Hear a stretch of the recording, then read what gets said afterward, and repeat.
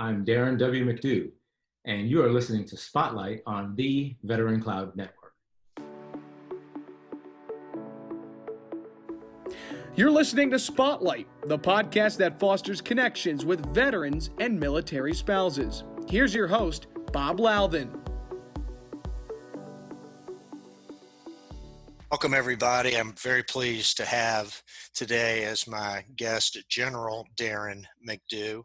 Darren and I trace our connection back to August 23rd, 1978, when both of us matriculated as rats at VMI. I am just thrilled to have Darren on the show. Thanks so much, Darren, for being here today. Bob, I am excited, nervous, scared to death, all the above, because usually when I speak before a crowd, I don't have as many witnesses as I'm going to have in this one. Nothing ruins a good war story like an eyewitness.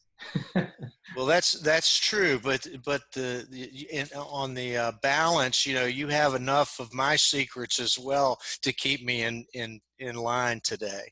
So. But really, Darren, you've had a stellar career in the military. You retired in August of 2018. Full four-star Air Force general. What a spectacular career. Congratulations on that. But I like to start by going back and asking a little bit about your youth and how you wound up coming to VMI in 1978. Well, yeah, first, let me thank you for reaching out and finding me and bringing me onto this. And I apologize for all the mistakes I'm going to make as a public speaker because I'm not a professional. But I want to thank you, too, for not only bringing me on, but for what you're doing for veterans and families and spouses. That's important. Some people talk it. Other people actually do it. And you're one of the folks that's actually doing it. So thank you very, very much. It almost seems unfair that I get to do this. It's a lot of fun. You bet. You bet. So I've spent 36 years of my adult life serving and wearing a uniform and being around some of the greatest Americans you ever want to meet. But if you go back in my history, how did I end up on this journey? Well, I was a 1960 vintage American, born blessedly so into an Air Force family.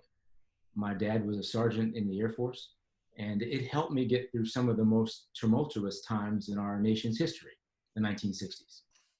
Because in the 60s, you remember, there were things called separate but equal. We had segregated schools. But what I had the advantage of is that the Department of Defense, where I started school, was actually in compliance with the law of the land. So I wasn't getting separate but equal. I was actually getting an equal education in DoD schools. And that helped me more than I could have ever imagined. And I didn't realize it until we came back to the States from an overseas assignment in France and Germany. And when I came back, all of a sudden, I went from being Darren to being, I had a color. And that was a strange thing for me. And I didn't understand all the turmoil because I had grown up in integrated schools and then went to segregation. And I say that just because it framed my view of the world going forward. I had seen what desegregation was and was introduced to it after having seen what it was. So that was a different view. So the other part was when my dad went to Vietnam, I was framed in the early 70s, like many of us, watching POWs come home from war. So watching my dad's service, watching the POWs come home from Vietnam, and being around all those service members at our house, eating barbecue or whatever they did in the evenings, I wanted to be a part of something bigger than just me.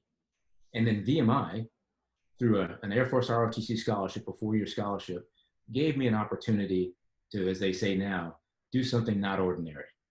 And I had a young man in front of me in my trig class, the name of Sean Scully. That name should mean something to you. Scully, his brother, was the head of the civil engineering department. I didn't realize it at the time. Right, Colonel J. Scully, yeah. Sean would wear all this VMI material, and I started talking to him about VMI, and it intrigued me. It was hearing about honor and courage and discipline and respect. And I said, that's the place I go. And I applied to one school with my 4-year scholarship, and luckily got accepted to VMI. And that's how the journey began. You know, we recognized very early on your leadership qualities, and you were chosen by our class as an example to be a member of the Honor Court at VMI. And but you know, I mentioned this before. Just recently I saw where the first young Black female fighter pilot has earned her wings in the Navy. And the thought crossed my mind that, you know, I thought we'd kind of gotten to the point where maybe the first like this shouldn't be making news anymore. But you made a first of your own in 1981 at VMI, where you became the first captain, the regimental commander. And well deserved. I think it was foreshadowing of a great career. But tell us a little bit about blazing that trail in 1981, you know, in Virginia. Kind of an unusual set of circumstances. Slightly. But, you know, as you and I know, and the folks out there that have any familiarity with VMI understand, VMI's experience is unique. Yep. In the beginning, it doesn't care who you are, where you come from. The baseline is simple. You're a rat. And so everybody gets mistreated equally right. early on. And so from that beginning, what you learn is you learn about being a great teammate. You learn about what it's like to get help from others that are stronger in some areas than you are. And you find out that you have strengths that you can give to someone else. And I became what I can still consider my greatest attribute. VMI taught me how to be a wonderful teammate. And I had never considered being the regimental commander, not in the corners of my mind. But I just tried to help people where I could, and I received far more help than I gave. And so when we got to the place, when it came down to who was going to be that regimental commander, my name started to surface. But I had a story that I tell sometimes. I had never considered it until I had a person over in the Air Force ROTC detachment pull me into his office our second class year and said, "You must have heard something and I hadn't paid attention." He said, "Darren, if you could be any position next year other than regimental commander, what would you be?" And that kind of shook me. And he said, "Because I don't think you'd be a good regimental commander." And that was probably the worst thing he could have said to me, because then it put it in my head. Well, there why you not? Go. Right. And luckily for me, there were classmates that pulled me aside at the same time and said, "Hey, we think you should be and could be." Now, none of us had the final vote, but ultimately I got there. And we, as a class, survived, and we're still the best class in barracks. Yeah, absolutely. You'll get no argument from me. So we graduate in 1982, and you head off to the Air Force. Tell us a little bit about your career. You've had a wonderful career, a lot of command. I want to talk about that, and you certainly now speak to leadership. So let's talk about the early years. Well, the early years were easier because I had already been pressed to my limits and beyond. What VMI leaves you with is almost an astounding arrogance. It borders on arrogance because we believe that there's nothing we can't accomplish. And we believe that if you show it to me one time, yes, I can do it. So I had never flown an airplane before. I'm a civil engineer degree, and off I go to pilot training, and they put an airplane in my hands. Mm-hmm. And I struggled early. And then I go, "Well, suck it up, rat. Figure it out. Get it done." And then I found other people who were strong in some areas, and we helped each other get through that program. Anybody with coordination and intelligence can fly an airplane. The difference is, can you do it on a pace that the military expects you to do it in military pilot training? And I was able to graduate with my other classmates. You tell a great story. I hope you'll share a little bit of it. As sort of a first flight you went on a 7.5 hour flight. You were observing, but you tell a great story because it's about the test that life gives you. Could you share a little bit of that? Yeah, I love sharing the story, especially with younger people, but it applies to all of us, and it's a reminder. And it's a story I call Beware of the Test. And VMI taught me that every test is passable. but you've got to be prepared. And so if you know that after you leave school or wherever you do, that life's tests are going to be more important. I went off to my first duty station after pilot training, a brand new pilot, and they put you on a sortie and they tell you your job is to sit back, watch, listen, and learn. You're flying the KC-135 KC-135 at this at that point. the tanker. And I said, okay, I can do that. But there was something in me that said, well, why don't you prepare to be a slightly more intelligent observer? And so I went home and I read my -1, which is the big Bible that tells you everything about the airplane. And I read through Section 2, normal procedures, Section 3, emergency procedures, Section 7, which was cold weather procedures, because I'm in Maine. Mm-hmm. And I read through all of those. That's several hundred pages of reading. And then I went to the base operations and got myself a map, we call it a chart. And I drew the route of flight with the help of the crew because I wanted to be able to follow along and ask intelligent questions. And I sat there with my box lunch and kind of followed along. And about 5 hours into this 7.5-hour flight, I was thrown into the seat. And I had studied it the night before. I had looked at the approaches. And so I was able to configure the airplane, slow down, brief the crew as was required, and then land the airplane, did a touch and go landing, and off I went. Was it the best landing I'd ever done? No. It wasn't bad though. And from that, my initial impression starts in the squadron. Because when the crew comes back, the first question everyone asks is, how'd the new guy do? And I got a rousing, it's not a bad. And from there, it kind of builds, and you do something else well, and then your reputation builds. And I was fortunate enough to start off with a good reputation from that early preparation of that first test that I didn't know was going to be there, but I was prepared for. You seem to cherish the commands that you had in your career. Let's talk about the first one, and then we'll jump to a couple of the last ones. Yeah, the first one was the best one. And I was fortunate to have about 10 commands in my career. But squadron command, and that's a group of people put together to make sure that a bunch of airplanes can go off and do its mission. We had about 12 airplanes, about 170 people. Being the introvert that I am, I knew that one of the things that I needed to bring forward was caring for, understanding the troubles that not just the crew members had, but their families. So we made it a family unit. My wife, who's been glorious through this journey, adopted basically everyone in the squadron. My child was also part of the squadron. And I learned the names, first and last names of every single one of those 170 people, plus their spouses. And I didn't get all the kids' names right, but I could match the kids to the right families. And so that team atmosphere, that family atmosphere, got us to where we would actually do our mission at a high level because everybody trusted each other. And that's something that leadership is about, in my opinion. The leader must show a little bit of character, a little bit of integrity, and ultimately your people must trust you. You know, I wonder if you don't get that from your roots, having grown up, you know, with a dad who was an NCO in the Air Force. You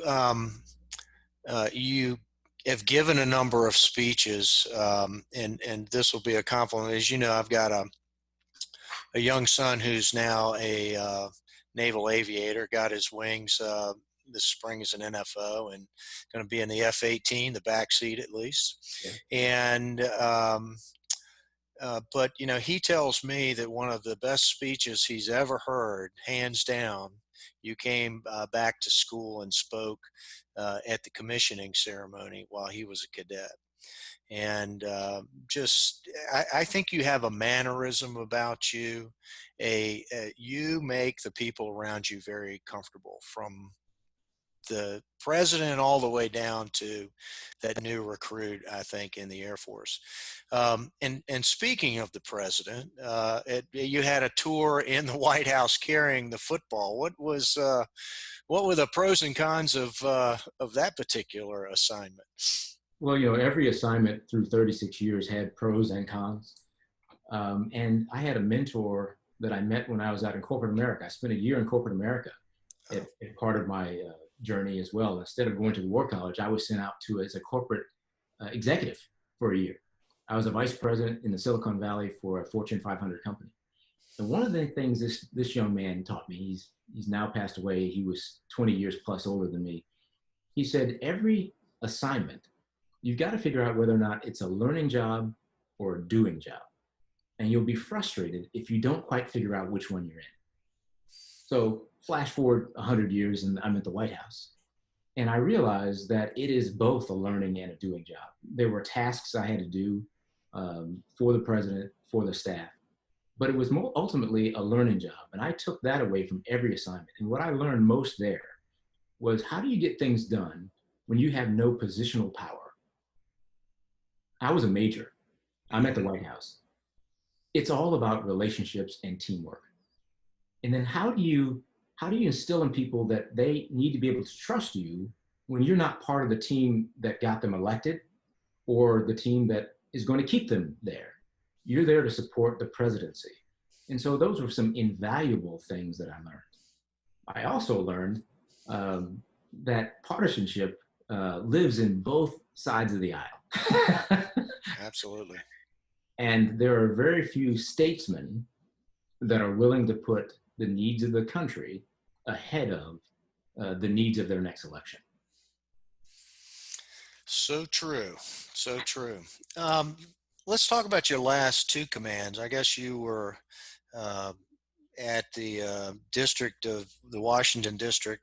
I forget the exact title there. And then you became the commander of TRANSCOM, and you went back to St. Louis for what I think was the fourth time. I think you commanded everything there that you could possibly command at Wright-Patterson. Is that right? It's at Scott Air Force Base. Scott Air Force Base. I'm sorry. And see, I'm Army guy. I'm middle of the country. Right. And so TRANSCOM, huge job, huge logistics job, and not just airplanes. No. So the U.S. Transportation Command is one of the combatant commands. Little known, I used to joke that I was the least known four-star in the combatant commands who reported directly to the Secretary of Defense. U.S. Transportation Command, and I have a problem still with pronouns. I sometimes still refer to it as me, we, us. Mm-hmm. But that command is the unsung heroes of this nation. How many people in total? About 140,000. 140,000 people within it. That's active duty, guard, reserve, and civilians, responsible for air, land, and sea transportation, both military and civilian, and also global patient movement for the Department of Defense. Huge job, huge job. So I'm gonna take you back. We're gonna shift into sort of current events here, and I'm gonna read an excerpt from our yearbook from your little class history. Now remember, I was young. We were all young once. Now we're experienced. Yes, we are. So it says here, I would still like to leave an excerpt from an article in a 1976 issue of Sepia magazine. I quote, "Pray I would the day come when no one would ever see in race or color any measure of the good or evil in men. Would we also find no more significance in skin color than in the color of eyes or hair?" So here we are in 2020 and dealing with and facing this issue yet again. And, you know, I would like to think that we were making progress.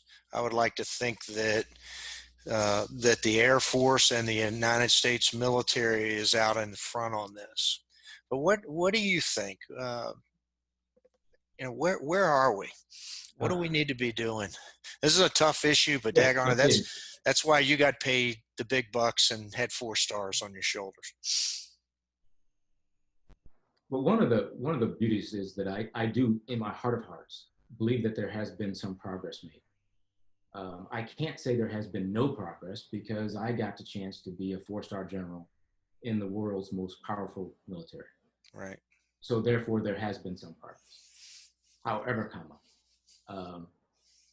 it is still some problems when I get treated one way in uniform and another way out of uniform. Now I'm going to take you back for a second. You did share, I've seen you share one story about being a young second lieutenant.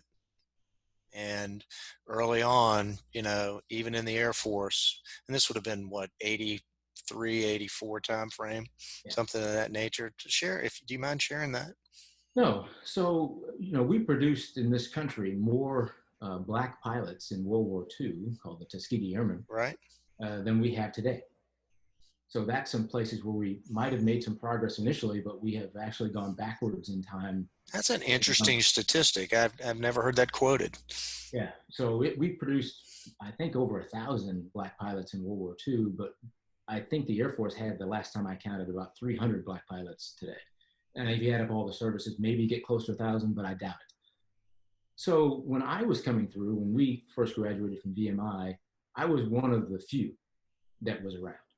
And I typically, in every squadron that I came in early on, I was the only one.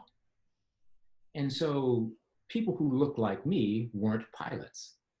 So when we would get together in a big auditorium for some initial training, then you would break off by specialty. Pilots would go one way, navigators would go someplace else, and boom operators, the enlisted crew members, would go someplace else. And when we would stand up to go to our rooms for that training, I would always get directed into the room with the enlisted members. Even though I had officer rank on my shoulders, people couldn't see to that.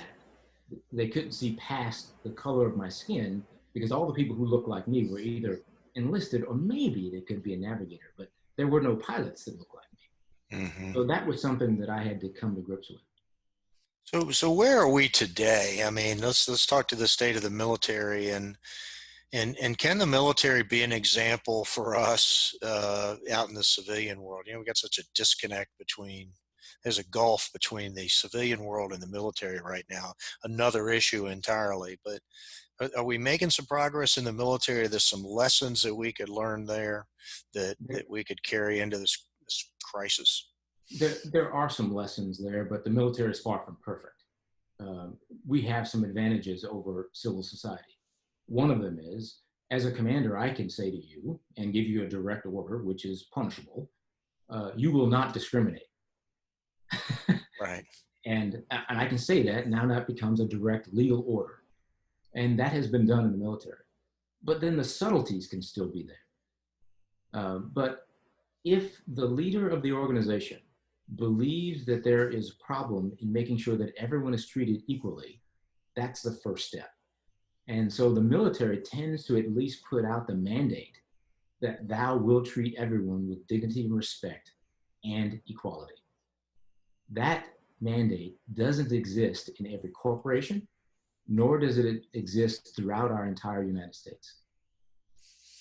So if you had some advice for me, help me understand.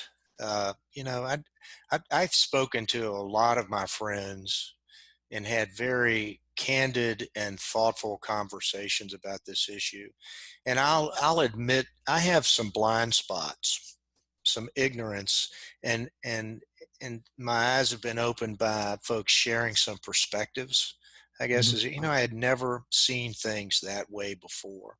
Is there one thing that maybe you tell me today that would help me be better? In from your perspective. You've got a great leg up, Bob, because you listen. That's the first. We have 2 ears and 1 mouth. We've all heard that anecdote before, and we ought to listen more than we speak. There are many people that don't listen to other people's perspectives, and today we're so polarized that sometimes your perspective is evil or mine is angelic, and vice versa. And that's not right. And so what I try to give people is, and I go back to my VMI experience. VMI is deeply rooted in the Old South. When we first arrived, Dixie was still being played. The rebel flag was still being waved around. And that was commonplace. And then it took conversations with our classmates to understand that the perspective of John Cabell Potts IV right, and Darren McDew were not the same on the rebel flag. One man sees it as heritage and a legacy of his ancestors who fought valiantly for states' rights. And one man might see it as an oppressive symbol. both can be right. And what we've got to do is come to the common ground. Well, what is right and what's wrong? So I think we can all agree that treating anybody disrespectfully is wrong. I think we can all agree that people should have character and act accordingly. That's right. And then we move from the things that we can agree on. I find it the noble ideals that are articulated in this country are what we all aspire to. It's an aspiration. When we cut each other off and we deny each other's perspectives, we don't live up to the ideals we espouse to. We'll shift gears now. Okay. We'll go. You know, I kind of want to talk about a little bit about what you want to do over the next several years. You're taking a seat on a couple of boards. You're speaking some. You're speaking about leadership, and I think is speaking about leadership and sharing your 36 years of experience in the Air Force. I sense it's a passion for you. It's an extreme passion. What I found out through 36 years, and the military kept putting more rank on my shoulders and more stars on my shoulder, they could have saved a lot of money if they'd just let me go teach for for a few years and share experiences. But then I would have had to have gained those experiences somewhere. And what I feel, though, is I have an obligation to give back to the people behind me some of the things that I've learned. Why should you stumble through some things that I've already stumbled through? So that is a great passion that I have, to share those leadership experiences. Did you, you know, we talked about a successful test that you passed earlier. Did you have some that you failed that you really learned from? I have more failures than I have successes, to be honest. And I've been asked that question enough times that I should have a better answer. But this is how I typically answer it in an all call full of about 1,000 people. And it's not to say that I haven't made mistakes. And I usually challenge the people who work for me. I want you to make mistakes and be okay with making them. And you can't make more than I have. I challenge you. But what I tell you is not to make the same mistake over and over again. That shows a lack of imagination. That means you're not trying hard enough. Right. I'm good enough to make bold, innovative, new mistakes. Right. You're plowing new ground. Right.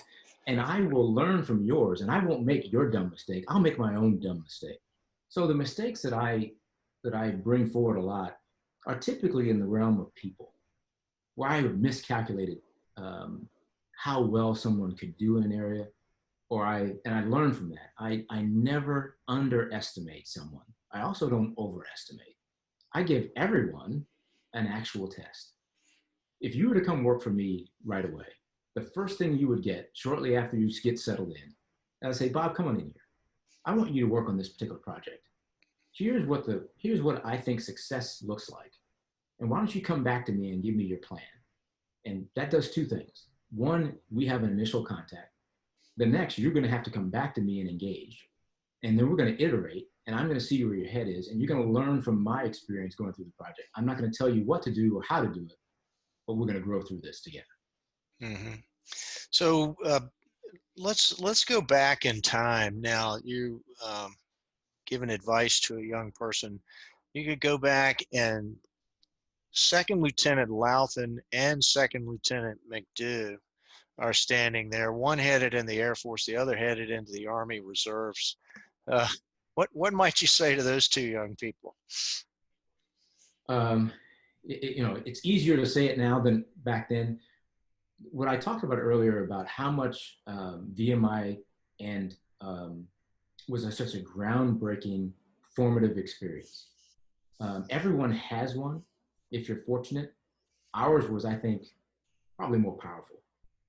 And what I would tell both of us lieutenants is, you have been pressed beyond what you thought your limits were. You now know your limits are more mental than physical, and that you can achieve things that other peers around you don't think are possible. Take that and go forward and help other people to see it. And then realize building the team is the best thing you'll ever do. We've got a little bit of extra time. One of the things you said was one of the most difficult things you encountered. it's one thing to lead people where you have established authority, but the tougher leadership role is leading your peers. Talk a little bit about that. Yeah, so it becomes part of my belief system. You know, VMI, and I don't want to get into that because we'll scare people with how the VMI system is established, but it is really about relationships and building trust amongst one another. And as the regimental commander, I didn't have ultimate power over my classmates. Right. So leading people that you have command authority over and actually legal authority over is one thing. But trying to lead and coerce people towards a common goal that really could tell you to go take a hike is something more challenging. And I learned that first, they have to believe that you are somebody of character and not selfless. If you're a selfless person, if you show character, if you show trustworthiness, and if you show that your decisions are based on what's good for everybody, then people will follow. If you're conversant, the other opposite, you'll have a hard time keeping people on track. You know, I can talk with you all afternoon. We can start to share some stories that we will not be able to share on the podcast. But it really has been a pleasure to have you on here. I know a lot of our classmates will find this podcast interesting, but I also think that there's a lot of folks out in the veteran community who haven't had a chance to get to know Darren McDew. And I really am pleased to be able to sort of share you, you know, with this community. One of the things that another guest of mine, a guy named Todd Connor, said on this is that, you know, the alumni network, the veteran alumni network is the best in the world. I think he was spot on with that. He also went on to say that what we lack is an alumni association, and so I know a little bit about that. And I'm trying to see if we could draw in and actually create an alumni association for veterans out there. I'll even take a chance. I'll let you ask me a question if you've got one. How about that? I'll let you be the podcaster and I'll be the guest for one question. So being a class officer, I always admired people that could do that. And you were elected a class officer fairly early on because you were seen as a leader, you were seen as somebody with integrity, and you were seen as someone who could set the example for a class of honorable youth pressing up the hill of science with noble emulation. Which speaks to the lack of judgment of freshmen in college when they're voting for leadership. But however, I'll let you proceed. So you get this position as a freshman and you live through that for 4 years. What in the world was that like from beginning to end? You know, I had to be a little bit more of a politician, I think, than perhaps I was comfortable with. You know, and again, you have that situation exactly as you said. You know, how do you lead your peers? And I have to say that the 4 years at VMI, you know, are probably the most transformative period of my life. I certainly made the best friends ever. You know, we can not talk to each other for years, and that happened a lot because we were at 4 points of the compass, so to speak. But when we get back together, that bonding and so forth. So it was very rewarding work. You know, I mean, I think doing that was, you know, being part, as you said, of something bigger than yourself that was really meaningful. And I have enjoyed staying connected, you know, with VMI through the Alumni Association, and all of that work has been, you know, it's a, you know, I loved doing it because I got to be with some of the greatest people in the world. And, you know, it almost seems unfair that I had that privilege. So, you know, great stuff. But good on you. You did well. Well, thank you very much. So, unfortunately, we got to bring this to an end. I'm very pleased to have had General Darren Wayne McDew, middle name. And I have to ask, what was your call sign in the Air Force? That's a long story for another time. Oh, okay. But if I may say something to your audience. Sure. So I was known for something, particularly at the tail end of my career, because I said I didn't do much but support people that did the real work. I was born an airman through a military association through my father, but I was raised joint at VMI and continued to see myself as a joint officer throughout my entire career, although I am U.S. Air Force retired. And the pleasure in that joint experience, particularly my last command being joint as well, is I have a great appreciation for veterans of all services, both active duty, Guard, Reserve, and civilians who serve this great nation, that I never miss an opportunity to say thank you very much for your service and your sacrifice, no matter how long it was, or how much you thought you accomplished. It was worthy and noble, and you should lay your head down at night with no regrets, knowing that you helped people beyond than you could ever imagine. Well, Darren, thank you so much. I will arrange a class-only Zoom call, and you have to answer the call sign question in the presence of your brother rats.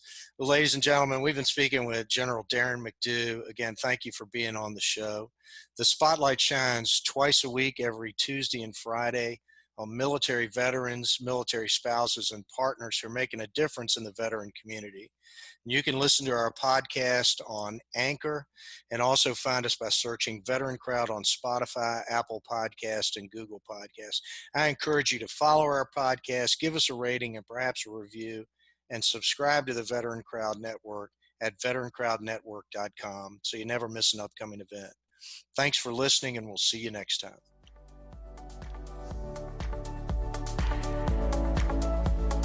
Thank you for listening to Spotlight by VeteranCrowd. We hope you enjoyed today's episode.